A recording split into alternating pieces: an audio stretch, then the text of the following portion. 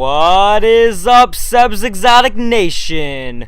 I'm your host, Killer Sebstar. Let's get right into the care guide. Welcome back to the premiere series on this channel and the most popular care guide series on the entire internet. Today we're going to be taking a close look at the Tiger Barb and how to care for it. Let's get started. Two other common names for the Tiger Barb are the Sumatra Barb and the Part Belt Barb.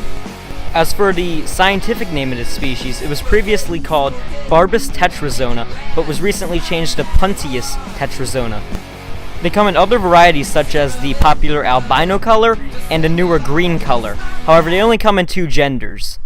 Sorry, liberals. In the wild, they are found throughout the Malay Peninsula, Sumatra, Borneo, with the possibility of being in Thailand and Cambodia. They have also been introduced into parts of Australia and the United States, most likely from the pet trade and people being irresponsible in releasing their pet fish into the wild. Their habitat of choice is slow-moving yet highly oxygenated, densely planted waters, usually in tributaries or streams. As they are in the wild, they're also omnivores in the aquarium. Big surprise here.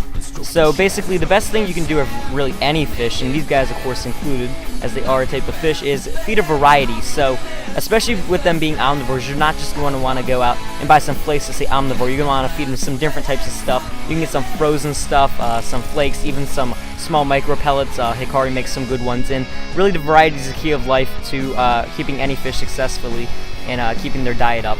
I'll throw some links down in the description below of different foods that I've used for my Tiger Barbs and that I know a lot of people have had success with using and that are just really healthy all around looking at the ingredients. So go look down in the description for that.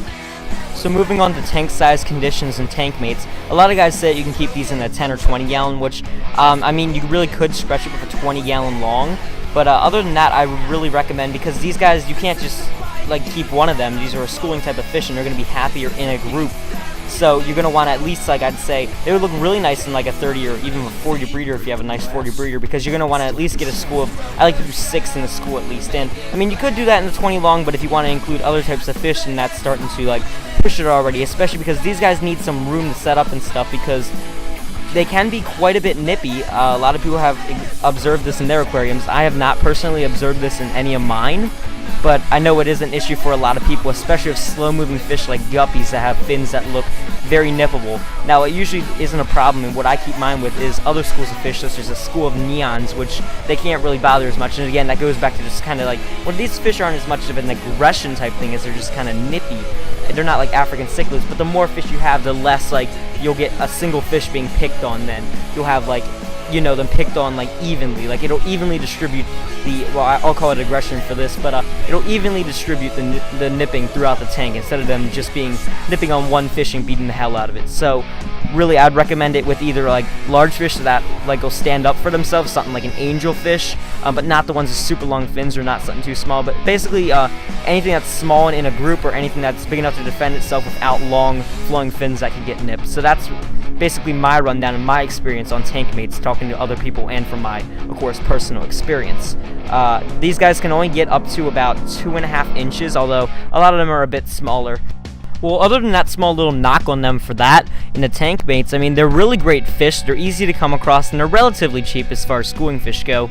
They definitely add a lot to a lot of tanks, and a lot of people agree with me when I say that. So I would definitely recommend doing your research on them. Of course, don't watch any of these care guides and just say, oh wow, this guy knows exactly what he's talking about. Never do that. That doesn't go for this, just only this. It goes for everything in life. Don't always get a second opinion for everything. At least that's the way I live my life, and that's the way I do it, and I'd recommend you do it too. But especially if it's something like a living animal where its care is in your hands, you're going to want to go and do some more in-depth research than, I don't even know how long this video is, maybe like 5 minutes or so.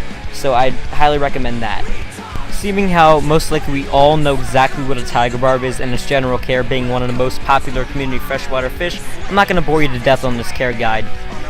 Just remember that stay tuned for more care guides. This is the most popular care guide series on YouTube. I'm really proud of it. I'm so glad that the series is coming back now. I have time to make it now, and I'm just really excited. Obviously, I can't even fucking speak. I'm so excited about this shit. Anyway, I'll see you guys in the next one.